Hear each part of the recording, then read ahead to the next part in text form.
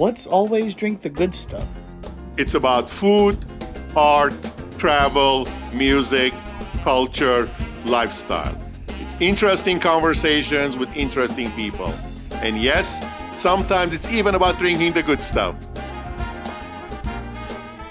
We're very happy to have with us today a tech entrepreneur, a wine entrepreneur, a philanthropist, a humanitarian, and someone who was known in Silicon Valley as a problem solver and considered to be the pioneer in field microchip design and embedded memory. We're happy to have with us today Adam Kablanian. Adam, welcome to the show. Thank you, Stepan, for inviting me. I'm glad to be here and looking forward to talking to you about wine. Well, we're going to talk about wine and talk about a lot of other things as well. Whatever you like to talk to. Yes, thank you again for being here. I first met you years ago when you were the CEO of Virage Logic over in Silicon Valley. Can you give us some background about yourself, please? Where are you from? How did you get there? Wow, that's I'm aging right now, so I need to speak longer about my past. But I was born and raised in Aleppo, Syria. I came to study physics at Berkeley in California, and I went to be astrophysicist. But then I was close to Silicon Valley. I ended up working in Silicon Valley as a semiconductor engineer. Then I got my graduate degree in VLSI design, so I became a VLSI designer or microchip designer. So I found out that I was actually good at that. It took me a while to figure out. I mean, I was good at physics, but I was not brilliant, but microchip design really, that was mine. So and I became really good at it. I built a good reputation, and then ultimately went on my own, started a company called Virage Logic, basically self-funding it because I believed in my capacity to generate momentum. I hired people. I took money from customers, built it up, and then took it public within 4 years with very minimum funding. In fact, the first large venture funding happened 9 months before we were going public. So it was amazing ride. Here somebody from Aleppo, Syria comes to United States, lives the American dream, becomes successful. I had a lot to learn, so I was really drinking from the fire hose. And in 1998, I decided to go to Armenia, open a branch office of Virage Logic. That's how I was connected to Armenia. And we had like 7 different offices or engineering sites worldwide. We had 700 people working for us. We became the #1 embedded memory providers, and I would not say every, but majority of the chips people use, from gaming to music players, like the first version of iPod that Apple had, 3 of our chips that people in Armenia from our team designed. So we became kind of like successful overnight. Took a long effort to get there, but we became #1 embedded memory provider and helped create jobs in Armenia and worldwide. And then we ultimately sold it to Synopsys in 2010. Now Synopsys has the same people, like 30 years later, that I've hired still working there. We're still #1 embedded memory provider, that group that was sold, the Virage. So I'm very proud of that accomplishment. And that kind of set me or gave me the freedom financially to explore other options in life. Indeed. So. Well, you said a lot there. I want to break it down a little bit. What was it about physics that you liked? Oh, yeah.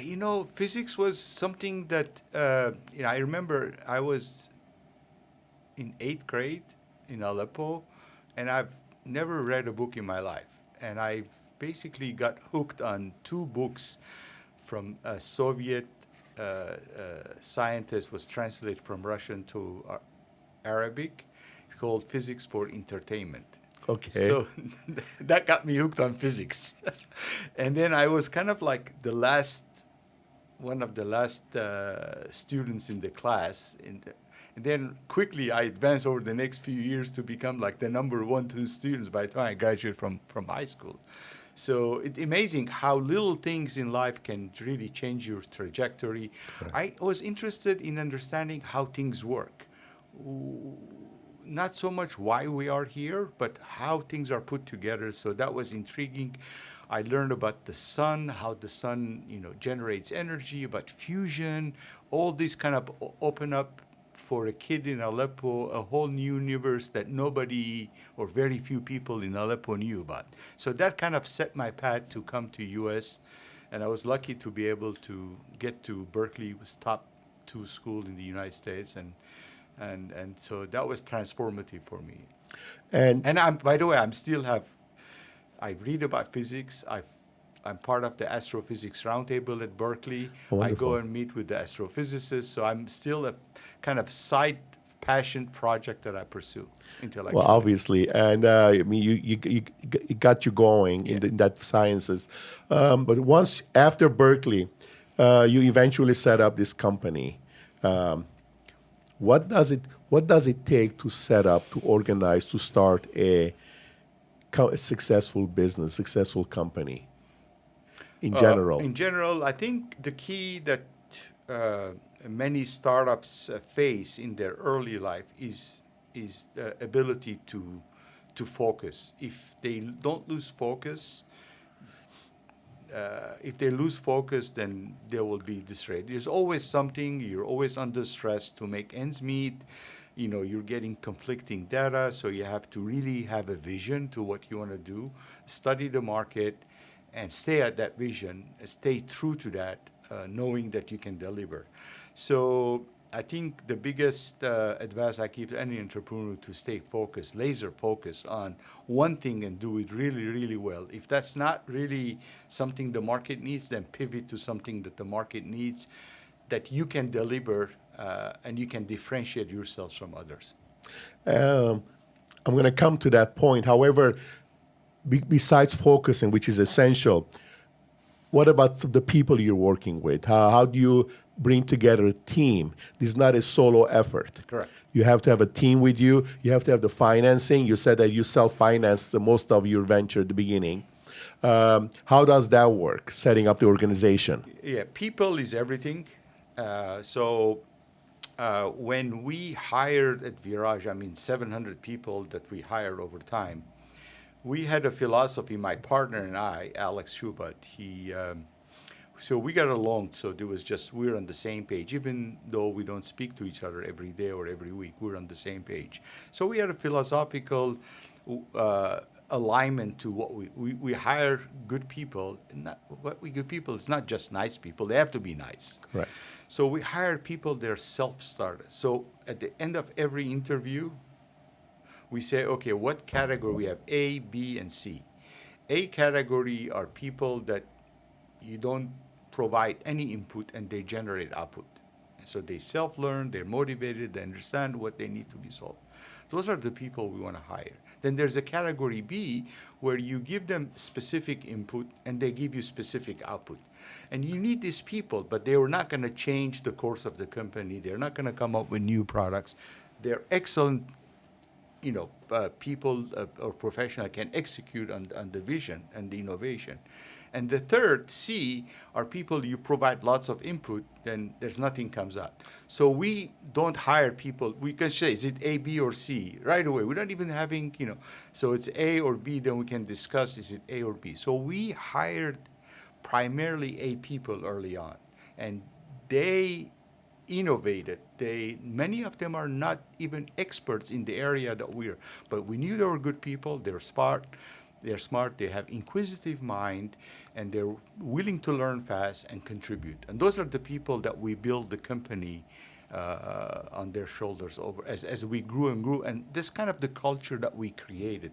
So ultimately, people and the leadership are what matters. And the value of any company in Silicon Valley always is the top management and the people that's leading.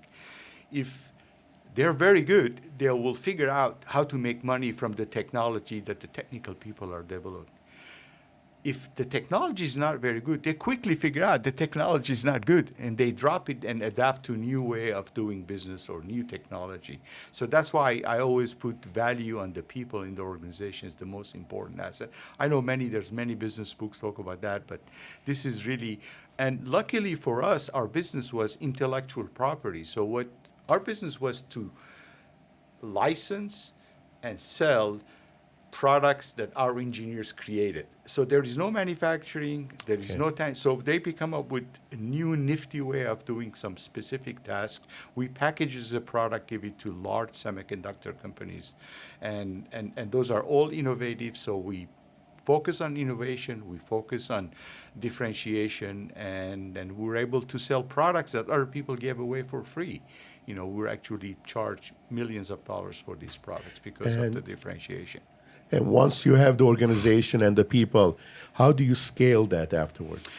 You have to invest in training. You have to invest in bringing many of those that we've hired on. They were very good engineers, but they were not managers. So we had to bring them up to become good leaders, good managers, good communicators, good motivators, trying to work with a team. We were spread out over 7 different locations worldwide. So one of the things we learned is that the more a given location does take and less interdependence with others, the better they perform. They have ownership. We tried earlier to do memory in 4 different locations. Then we figured out that's not working because things were getting delayed. And so we focus memory, for example, in 2. Then later on, when we acquire standard cells, those are, the acronym I'm using in VLSI design, we allocated one team, like one to be focused on that. In Armenia, we focus on test and repair and software.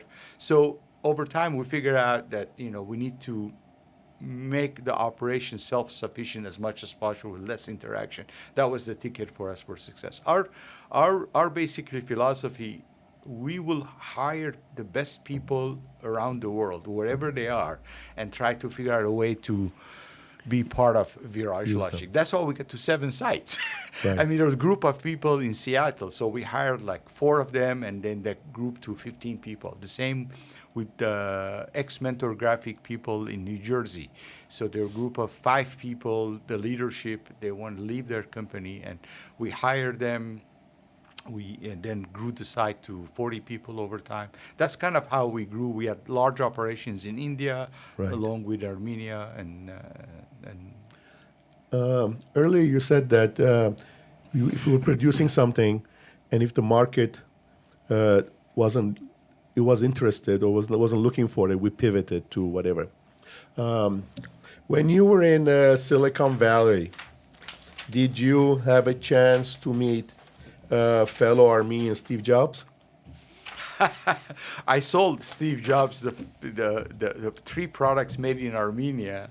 Each was in the first version of the iPod. So that Really? was yeah. So it was amazing, and we were getting like about 1 million. I mean, it took off, right? We were getting like $1 million in royalties, and after 2 years, they designed us up. They started hiring their own people. But that was I never met Steve. I knew about him, of course, and His adopted mother was Armenian.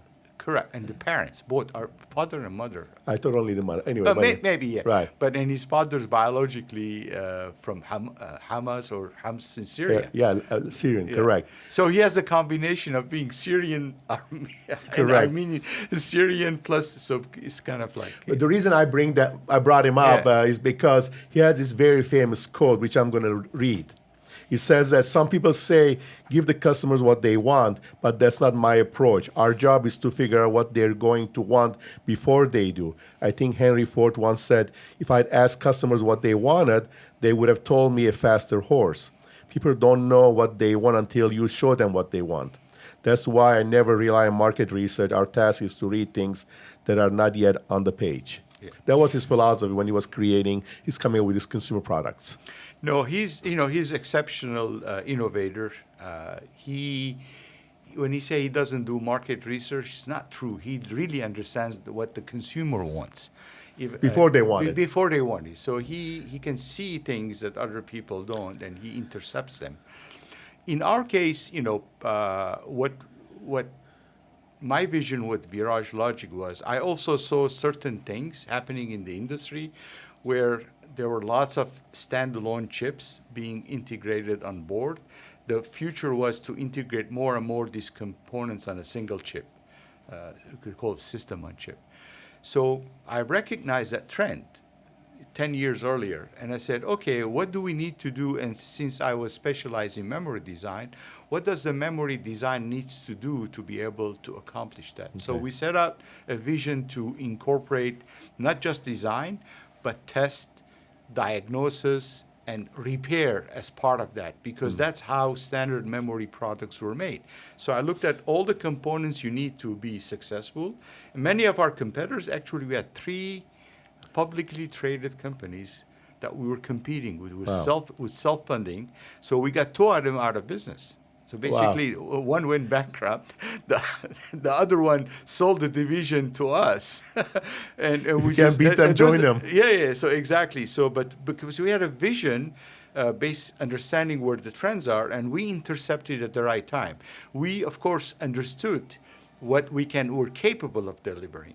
So I had to figure out what the self and test. I had some patents early on. Then I hired Yerevan, who is expert in that area. I said, Yerevan, you're the guy who understands this. You did your PhD in all your career.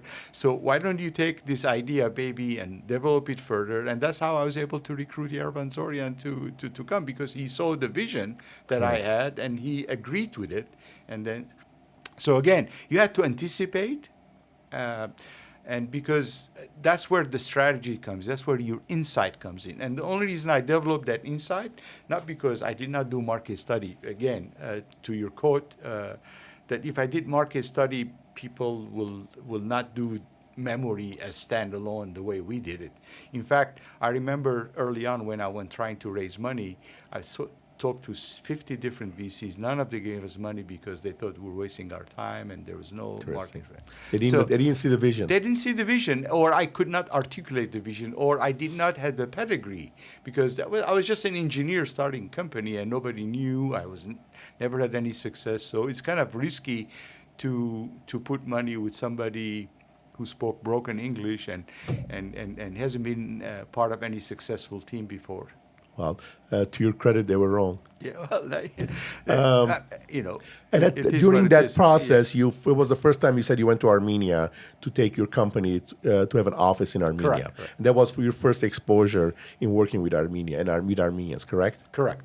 And that was in 1998. That was my first trip. And that was obviously was a favorable experience, and still there. Infosys is still there right now. You're saying, correct? Well, Synopsys has 1,200 people there. Correct. So, correct. I mean, this is like one of the largest employees in Armenia. Correct. In technology. Correct. But at some point, though, when did you get into wine? Oh, that's I knew ultimately we're going to be talking about wine. Oh, you better believe it. Let's see. When did I? I don't remember. I remember gravitating toward wine early on. Being up there also close to the Napa Valley and Sonoma. Being in Silicon Valley, so somehow my wife and I, Rita started drinking wine, and I started like reading about wine. I started getting books about wine, and I'm buying different wines, and gradually, explored. I have inquisitive mind, but I found that I actually enjoy wine because it's not just the wine, the taste, but it's a social drink. Correct. And you get to share it with your spouse, your girlfriend, your best friends, and you have memorable experience. You have bottles. I remember it's very unique case in when we just got married. We went to a honeymoon, and my parents came from Aleppo, and my father and mother didn't know anything about wine. I mean, my father was drinking ouzo in Aleppo. So when we were away during honeymoon, he picked up a bottle of wine from like 20 different wines. It was the most expensive wine. He didn't know what. So he drank it. It was very good. And so my mom and told my dad, says, don't touch Adam's wine. He goes, no, but we need to drink. So they drank it. And when I came back, I told him, oh, you picked up the right wine. And my mom says, Lee, I told you, it was the most expensive wine you drank. So I was really, really happy. So it tells you how wine kind of grew on me over Wine here. is a very seductive mistress. It is. And each bottle is different mistress, Correct. yeah. Correct. It's absolutely. I mean, I got into wine when I was at UCLA. And while I was buying the inexpensive wines from Trader Joe's, that's when I started getting exposed to wine. But But even like if you open a bottle of wine, a very good wine, it during the whole evening as you're drinking it, it has layers and layers of Correct. so you experience different stages of how the wine is evolving as you're drinking it, which Correct. is really that's fantastic. why, unless it's a really old wine, I don't like decanting wines Yeah. because I want to experience the transition the wine is going through over the hour or so dinner time we're enjoying it. But at some point after you sold the company, you couldn't sit still, obviously. Well, yeah. You wanted to get into the wine business. And is that correct? Tell us how you got into the wine business that you're in right now. So after actually retiring from Virage and ultimately selling it to Synopsis, I took a year off trying to figure out what I want to do. And then I didn't do much. I was drinking lots of cognac, smoking cigars, and drinking lots of wine. Then I realized that, hey, I thought, I've accomplished financially, Right. being independent, that's what I want to do the rest of my life. And I figured out this is not how I want to live. I want to be productive. I want to contribute, Yes, at the same time, I want to have enjoyed the fruits of my success. So I, after a year, decided to get back to technology. I went back to Armenia and started a company called Icon Communication, Okay. providing cheap, affordable internet using WiMAX technology. We raised $15 million from Jordanian fund, Vitel Holding. We deployed the technology. I spent 2 years developing it, creating a new team there, getting into the market. So I didn't know anything about, communication, become a provider. Then we sold that to UCOM, and then I took times in between, did projects. So I stayed involved in several other startup companies. Wine was not still high priority for me to start a business. In fact, the first inkling of wine as a business came when I went hiking in Armenia in 2017. My current winemaker, Jeff Ricci, who's a fantastic winemaker, I was drinking his wine. He had a wine business here. He was making wine, selling it, and I was buying lots of his wine because I really liked his wine.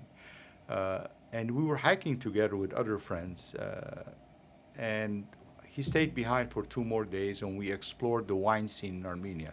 So I turned around and says, Jeff, if you make wine for me, I will get into the business. Because ultimately, if you don't have a good winemaker, Correct. you can get into business, but it just becomes a business. So he agreed, and then that's kind of how I started seriously considering or taking first steps to creating a wine business in Armenia. And that was in 2017. 2017. In parallel, at where I live in Los Altos, I had a neighbor who was growing Pinot Noir and Chardonnay. So I said, okay, let's kind of start experimenting. So I purchased grapes from my neighbor and made Pinot and Chardonnay, and Jeff helped me to make that. I've had that Pinot Noir, by the way. Oh, and how? I liked it a lot, actually. Okay, I still have some I can give you. I liked it a lot, actually. I was in San Francisco area one night at some kind of an event, and your wine was there, the Pinot was there. I really enjoyed it, actually. Thank you. So then I said, oh, okay, so this is not too tough. I mean, I was making 150 bottles a year. So that was kind of parallel experiment as I was building the vineyard in Armenia. So, having just gotten back from Armenia and being in the Armenian wine business for about over 10 years now, I've seen many Armenian wine brands come. Not all of them sustain, not all of them continue. Mm-hmm. Now that you're in it, what does it take to be a successful winemaker in Armenia? Wow, that's a loaded question. I'm not still a successful winemaker in Armenia because I've just started.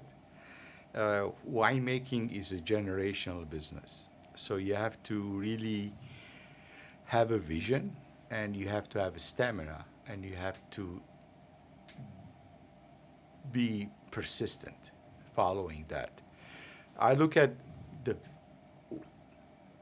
the wine business over 20, 30 years, and perhaps to the next generation. So you have to start from the vineyard. If you cannot control the vineyard, or you cannot control the quality, and you have the wrong terroir, the wrong varietal, then you will suffer the rest of the life of the vineyard. You cannot make it. So it all starts with the vineyard. So there's a famous, I don't know who's quoted it, says, the best winemakers are the farmers. So it starts with the best grapes you can produce. Right. And the wine maker cannot make it better. It can try to reduce that quality. The bad winemakers reduce it very fast, and the good ones, they maintain the quality of that harvest to the extent they can with their many things that they do as a winemaker. So to me, it all starts with the vineyard. The best wine is really the farmer. That's why we started at the Alexandrea Winery. We started at the vineyard. So I made first investment in 3 different vineyards I created in Armenia, and that's where my first milestone of investment went. And now I'm fixing or changing my focus to sales and marketing, because making great wine is the first step. Correct. But telling people about that great wine is something as important as making good wine. Very much so. Otherwise, it's a hobby. Yeah, it becomes hobby, yeah. Where are your vineyards in Armenia? So I had 3 different vineyards, and the reason I had 3 different vineyards, because my vision for Armenia wine was not necessarily only focused on local indigenous varietal. What I wanted to showcase that Armenia can be excellent terroir or region to make excellent wine. So therefore, I went through my science experimentation and said, okay, let me choose 3 different locations. So I have one location in Broshan, 15 kilometers from Yerevan, Broshan. The other one in Noriedesia, which is about 50, 60 kilometers in Arakatsotan region. And the third location is Rind Areni. So completely 3 different terroir, different elevation, different microclimate, different soil composition. So after extensive analysis of the 3 different years, we decided what to grow where. And we were not focused on only Armenian varietals. Correct. So we wanted to make the best wine regardless of the varietal. So for example, in Broshan, we planted Chardonnay. We planted Pinot Noir. People tell me I'm crazy doing Pinot Noir in Armenia. Riesling, Muscat, along with Voskhehad and Areni. So that climate has good temperature cycling. It tends to be hot cooler. over there, right? No, it's cooler? actually in the afternoon, after 4, the wind comes, really? it cools Okay. down. So it retains acidity structure. In the morning, it's hot, it's high elevation. So it produces fantastic results. That's why our Chardonnay is getting lots of accolades. And the same with the Riesling. I have not introduced Riesling in the U.S. market. And the same with Pinot Noir, which our first harvest is 2024. I'm really curious to try the Pinot Noir. I'm also, but the initial results were actually very good, very encouraging. But we will wait and see. But I'm happy that the study and the decisions we made early on back in 2017, 18 is yielding the results that, because our first harvest of the Chardonnay won silver medal. Yeah, I know. In 2 different That's competitions. fantastic. Congratulations. That's awesome. The second one we have not submitted yet to 2023. It even tastes better. So I can see the trajectory, and once the Pinot also is bottled and we can taste it, then I know we're really on the right track with that vineyard. Right. Then I have in Noriedesia about 40 hectares. 24 of them or 23 of them are planted with Bordeaux varietals, plus Syrah, Khandoni, and Areni. So all the Bordeaux varietals, is like Malbec, Cabernet Franc, Petit Bordeaux, Cabernet Sauvignon, Merlot, Sireni or Khandoni, Syrah, as well as Pinot. So that's going to be the Bordeaux kind of, Cluster. vineyard cluster. And then the one in Armenia will be purely Armenian varietals, like, there's 4 or 5 different varietals. We have not made final decision. That vineyard is not up and running yet. The first plantation will happen next year or the year after. So you've got a long way to go there. We have enough capacity right now. We need to work on sales and marketing to Right. be able to fulfill The potential of the vineyards. Correct. But we're focused. The first investment in the vineyard, now focus on sales and marketing, and eventually grow a winery in the Ambrosian region. Oh, is that where you want to build a winery? Yeah, ultimately, if you want to become a world-class winemaker, you need to have your own winery. No, is that where the location you want to be? Yeah, in Ambrosia. Is that because it's proximity to the city? It is proximity to the city. You will be the closest Accessible. vineyard accessible to many day tourists, or people come for 2 or 3 days. They don't have the time to go to Viets. So from that point of view, I get lots of the tourists or business tourists or people come to conference to experience Armenian terroir visiting. See, the vision, the business vision is, aside from optimizing each varietals for each terroir and going international as well as indigenous, is to showcase the Armenian terroir to any consumer. I will have 10 to 13 different wines, and each one will express different terroir. Even the ones that people know, it will taste very different, like the Pinot Noir that Persian. It will be different from Sure. Burgundy Pinot Noir. It will be different from Sonoma Pinot Noir or New Zealand Pinot Noir. So people will have, I'll be able to show or have people taste the terroir, the Armenian soul. That's really my vision, is to showcase that you can make excellent wine in Armenia regardless of the varietal. Well, speaking of varietals, I was in Armenia, as I said, a few weeks ago, and one of the questions that came up during my interview was whether Armenia should be growing Armenian indigenous varietals and or European varietals as well, French or Italian. And the point, and your name came up during the interview, and my point was that why limit ourselves? Armenia is growing very nice RNEs and Voskhehats and Khandonis and Garmirahüts, and why not also grow the Chardonnay, the Pinot Noir, the Cabernet, and Syrah? Let the market decide. Not everybody's going to drink the Voskehat or the RNE. People already know about Chardonnay. People know about Pinot Noir. People know about Cabernet. And why not offer it to them? As far as an Armenian, it's still an Armenian wine. Correct. Just happens to be made with French varietal. It's still an Armenian wine. Why not? So, what do you say to that? What are you thinking? What's your thinking?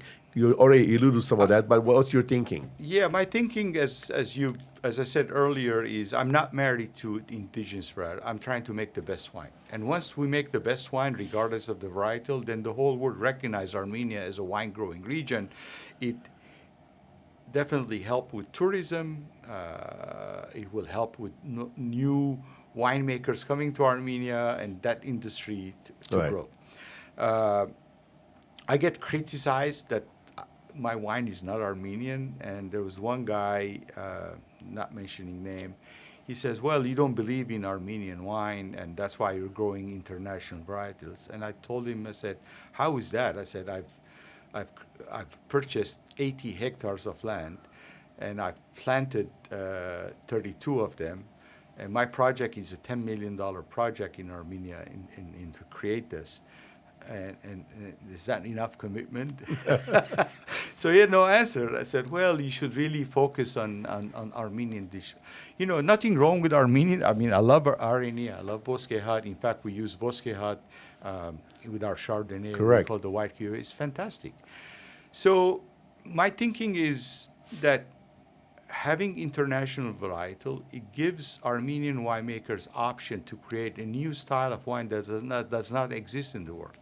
Similar to what the Antinoris did in Italy. I mean, the Super Tuscans. I mean, they should have stayed with Sangiovese, which is the blood of Jupiter, as you translate from Latin, and that was very sacred. But they took the risk of fortifying it with Cabernet Franc and Merlot. creating super Tuscan right now, selling for $200-$300 a bottle. It's amazing. $1,000. $1,000. Okay, well, my information is dated, and then you go to Bulgaria region where they're purely planted with Bordeaux varietals, and you have Sassicaia and Maceto is selling. Maceto is 100% Merlot. It sells for $1,000. I know. So to me, okay, then this is one example. And because of this all innovation and risk-taking, bringing international to Italy, which is even more sacred than bringing to Armenia international varietals. Now, Italy in 2011 surpassed France in producing wine and selling wine worldwide. Wow, okay. It's unbelievable. Then you look at Malbec. Malbec was originated in France. Now it found a perfect combination soil in Argentina, the Mendoza region, and so Argentina now became a Malbec country. Correct. And the same with Cabernet Sauvignon in Napa. You can see those varietals, if you experiment with them and you pair them with the right soil, the right climate. I mean, that's a good point with Napa. I mean, otherwise we'll be growing Zinfandel only in California. Exactly. So to me, you can see so there is an opportunity for Armenia to also innovate in this space. And, any new varietals, it takes time to be harmonized with the terroir, the water, environment, with viticulture that you're trying to make the best out of that vineyard. And over time, I think, if you stay persistent on quality and produce high quality wine, I think you can see a new opportunity that didn't exist before. So that's kind of what my vision is. That's what I believe in, and I'm sticking to it. Other people can just do R&E or Bosquehat, and all the power to them. I want them to be very successful. In fact, I'm also growing R&E. One of the experiments I will be doing, since I don't have all the elements yet, once the 3 vineyards have like R&E, because I'm planting R&E in 3, every year I want to put 3 glasses of R&E in front of a customer says, look, this is from Bayatzor, this is from Broshan, and this is from Arakatzot and Noriedesia. Look at the difference. The same kind of same grape, different terroirs. Terroir. So again, it's all about expressing the terroir. That's what I'm after. Correct. And I think people who are criticizing, which I think is groundless, should be open to, I think it takes an outsider to bring that kind of thinking to winemaking in Armenia. I think people like you, other people who have gone in to take an outside view, the world view of winemaking, as opposed to just doing what there is without looking at the possibilities of what could be. Okay, so so that's the thinking. And it's innovative, as you said. We were discussing earlier, we just mentioned as well, some of the most expensive Italian wines are Bordeaux varietals. I know. So I mean, that's phenomenal. And why not? Why not? We're not so locked into the Armenian varietals. I know we have wonderful varietals. And by the way, more and more people are growing Syrah now in Armenia because they want to use it for blending purposes, nothing else. I know. Many of the good R&Es are blended with, other. Khandoni is one. Correct. Syrah is another one. And some of the biggest, is, to give it more structure. Correct. Some of the biggest Armenian biggest wineries in Armenia, a lot of their wines are blends with European varietals. Anyway, I think they're being short-sighted. But that's okay. I had the luxury of starting anew, with clean slate. So where many existing winemakers and they had a land and they had R&E there, so they're going to make R&E, and they already have Bosquehat. That's what they're going to. They're not going to sit down and say, let me go buy a new vineyard. I want to experiment. They have something that they want to make use of, and so their options were limited. My options were unlimited because I'm starting fresh. So it gives me that opportunity. Correct. I'm going to talk about marketing of Armenian wines in general, but I want to break it down into various groups. What can winemakers like you or wineries like you can do to market Armenian wines, not only within Armenia, but within Europe and United States? This is something I'm tackling right now. I don't have the answer. I'm talking to several marketing agencies in the U.S. their top branding marketing agencies, how to position like Armenian wine, specifically Alexandria wine, into the U.S. market. I'm focused right now on the U.S. market. I believe the U.S. market is the largest market for Armenian wine. So I don't have the answer, but you have to be able to tell a story, and you have to make a compelling case for somebody to buy a wine they never heard about. So it is very challenging. But again, if you take the long-term view, you make consistently good wine. Eventually, the critics will notice, the opinion makers will write articles. With the right distribution channel in place, you can get the word out that, hey, there is this new, fresh approach to winemaking. Hey, by the way, try the Chardonnay from Armenia. Says, what, Armenia? Where's Armenia? I know Chardonnay. Says, okay, then through that, they find out, about other local Armenian indigenous varietal. And that's the way to tell a story. But I don't know how to tell that story yet. So I'm in the process. I'm talking to two different agencies. I have not selected one, but it does require a completely different branding in terms of packaging, in terms of storytelling, in terms of how to present it to the distributors to be able to. But I will tell you that maybe in 2 years when we have another podcast. But I cannot tell you. But it is very challenging. It's very crowded. So many labels. And not only it's crowded, market is oversaturated. It's oversaturated. In Armenia and in the U.S. when it comes to Armenian wines. A lot of people are making wines. Some are great, some are okay, some are mediocre. So eventually the market will determine who's going to be more successful, who's going to last, who's going to be the generational wine brand, as you mentioned earlier. At the same time, what can the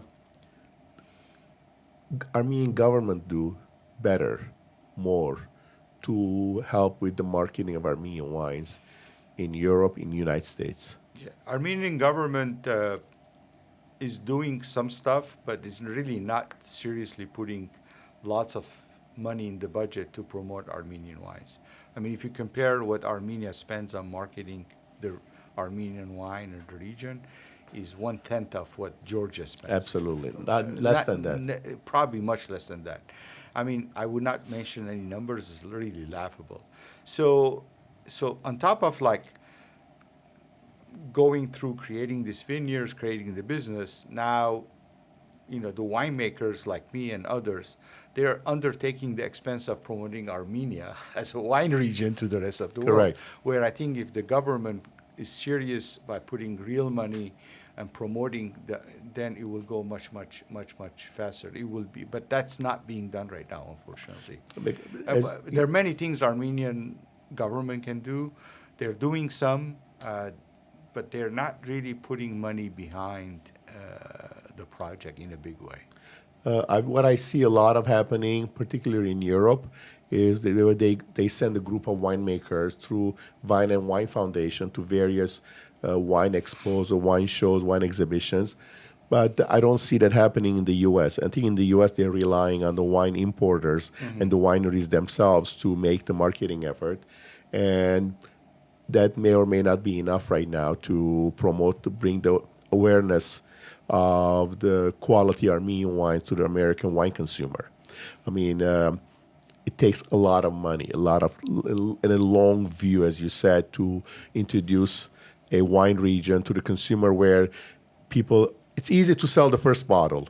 It's much more difficult to sell the second bottle because someone will buy the first bottle because they think you tell them to buy it. But once they taste it, if the wine is not good, they're not going to buy it again. Yeah. But you got to be able to tell a story, as you said. I think we have a great story to tell. We just have to tell it more often, more frequently, and maybe in a better way to bring these people into this Armenian wine drinking, making them into Armenian wine drinking consumers.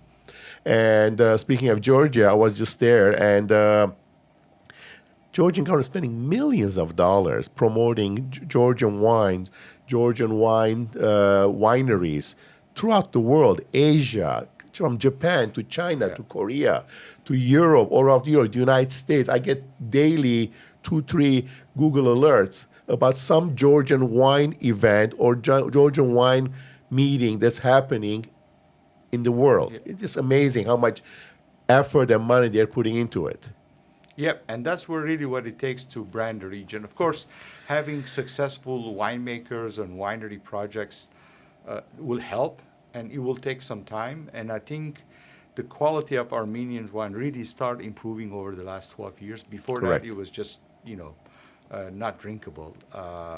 So we have ways to go, but definitely at the right time, and I believe the right time is the next 10 years, is the Armenian government should put real budget and promote, because the quality is getting better and better and better. And that way, because if you don't have good quality wine, all that marketing budget will Correct. go to waste. But now that we have very good producers, and we have the quality is improving and will continue to improve, then I think it's the right time to make that large investment, take leap of faith, and promote Armenian wine internationally. Absolutely. And the U.S. to me is the biggest market for not Correct. just Armenian wine, for any wine. Actually, Correct. I mean, outside of France and Italy, where lots of locals drink wine, but in terms of export, Armenia U.S. is the place. And I always say that, but until 12 years ago, Armenian wines either taste like vinegar or molasses. Yeah. There was nothing. Thanks to diasporan Armenians who've been going there, investing in technology, in land, in know-how, that's when everything started happening again. As you said, the wine has been going up, and quality has been going up and up and up for the last 10, 12 years or so, and the sky's the limit. We just have to keep at it, continue improving it, continue innovating, and bringing these wonderful wines to the world for everybody to enjoy. At the same time, raising the image of Armenia as well in the world scene, because not only when you're talking about Armenian wine, you're also talking about Armenia. Yeah, we're talking about Armenian culture. We're talking Correct. about Armenian food. You're Correct. talking about Armenian values. Correct. So it is part of the culture, and wine is really part of the food chain. It's not just alcohol you're drinking. It's not a single element. Everything is Exactly. connected. And that's why it's connected. So it's different if it was just a distilled alcohol. Right. But good wine captures the soil of the land, puts it in a bottle, and you can send it anywhere in the world. Right. It tells the story of the people, tells the story of the place when you drink that wine. And to me, that's why wine is part of the culture movement in Armenia, part of branding Armenia, and that's why I think should be major focus for the Armenian government. And that what you just said becomes more apparent when you're drinking a very old bottle of wine. Because if you drink a 1970 French Bordeaux or a Burgundy, you're drinking what happened that day, Exactly. that year, 20, 30 years ago, when that farmer was harvesting those grapes, when the winemaker was making that wine.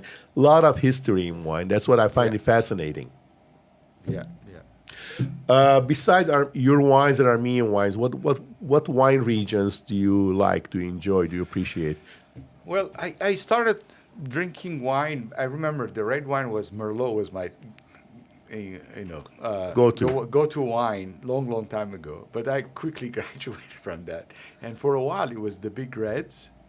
But over the years now, I had more nuanced taste. I look at wine differently than I used to. So I'm always trying to pair a bottle of wine with the right food. It doesn't matter. So I'm willing to experiment with different varietals. I had the fortune of living in Germany for 3.5 years. I was the CEO of a company, which I sold in 2022. And I fell in love with Riesling, so I drank lots of Riesling. So I didn't know much about Riesling. And that's one of the reasons I decided to also plant Riesling in the brochure. I like lots of the Italian wines. Brunello's is kind of my go-to. Barolo's depends. I'm not drinking lots of big wines nowadays, but I drink once in a while good Barolos. Of course, California Napa is also big for me. I'm drinking more and more Pinot now, but I don't know much about Burgundy Pinot. It's very, very complicated. It will take me years to really figure out all that. And I don't have the time or the energy to study all that, because I'm busy with so many projects, not just wine. And so to me, I look at wine as an extension of food. I look at how and willing to experiment new varietals, new local wine, well-made wine from existing producers. So I'm not Zinfandel is probably the only wine that, if it's not minerally, if it's like sugar forward, I would not drink it. Right. It's too jammy for me. So I generally don't like jammy wines. I like to be, I like older wines. I like, let's say, earthy wines. I like ones that has good essence of the terroir, and that's what I tend to like. Or if it's a Pinot, I like it to be elegant, smooth, and nowadays, if you look at the future, I think the trait of good wines is really making elegant wines, not so much big wines. Elegant wines that you can age and you can enjoy for a long period of time. And they're drinkable. Absolutely. Now, And I think they're drinkable, 10, 15, 20 years from now. And as you said, Pinots or Burgundies are very complicated. And the best way to understand is to try them from different sub-regions within Burgundy and from different winemakers also. I mean, the plots in Burgundy are so subdivided that one farmer has 2 rows, the other one has 2 more rows. Right. And it's quite interesting that from the same vineyard, they have 2 styles of wine are made because of the winemaking technique and the skills of one winemaker versus the other one. Plus, one thing I learned and appreciate now, what we do today in our operation. For example, when we pick our harvest over 15 days. We don't pick it all at once. We Right. don't pick up all.